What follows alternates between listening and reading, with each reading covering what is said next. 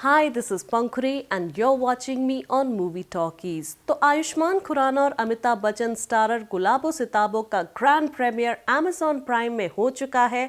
और कैसी है ये शुजीत सरकार directed satire, let's find out. Mirza is an irritable old man जिसे अपनी खंडर हो चुकी हवेली फातिमा महल से बेइंतहा मोहब्बत है, लेकिन उसे उसमें रहने वाले किराएदारों से बहुत दिक्कत है। 30 से 70 रुपए पर मंथ रेंट देने वाले किराएदारों का लीडर है बाके, जिसकी अक्सर मिर्जा से तू मैं चलती रहती है। Mirza wants to kick his parasite like tenants out of his haveli, लेकिन वो वहां से हिलने का नाम ही नहीं लेते। ये किराएदार वर्सेस मकान मालिक वाला गेम तब और भी कॉम्प्लिकेटेड हो जाता है जब आर्कियोलॉजिकल डिपार्टमेंट को फातिमा मंजिल में इंटरेस्ट आ जाता है। क्या होता है उसके बाद forms the rest of the plot. Amitabh Bachchan has outdone himself as Mirza. His hunchback character is not at all likable और अपनी desperate situation के बावजूद वो कहीं पर भी audiences से sympathy की डिमांड नहीं करते। अलाहाबाद से हैं तो उनका लखनवी लहजा एकदम परफेक्ट है और अपनी लंबी सी दाढ़ी, मोटे चश्मे, बड़ी सी नाक और फटे पुराने कपड़ों के बीच महानायक कहीं खो जाते हैं और दिखता है तो सिर्फ Mirza. Ayushmann Khurrana is a fantastic actor and he's held his own against the mega star. किसी भी यंग एक्टर के लिए अमिताभ बच्चन को अबे ओए करके बात करना is not easy, but Ayushman ने बेहतरीन परफॉर्मेंस दी है।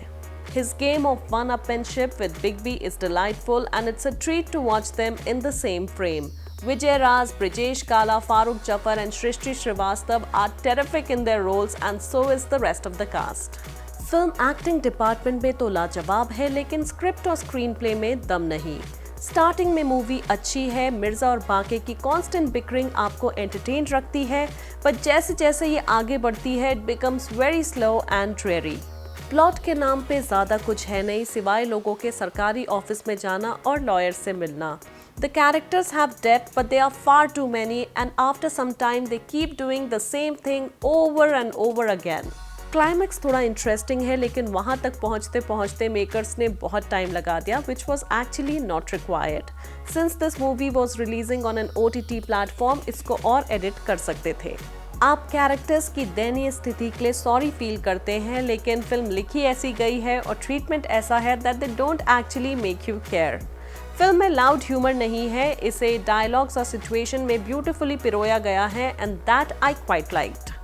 देखने लायक है इस फिल्म में नवाबों का शहर लखनऊ और उसमें खड़ी फातिमा मंजिल, the Haveli, which is actually the central character of this film.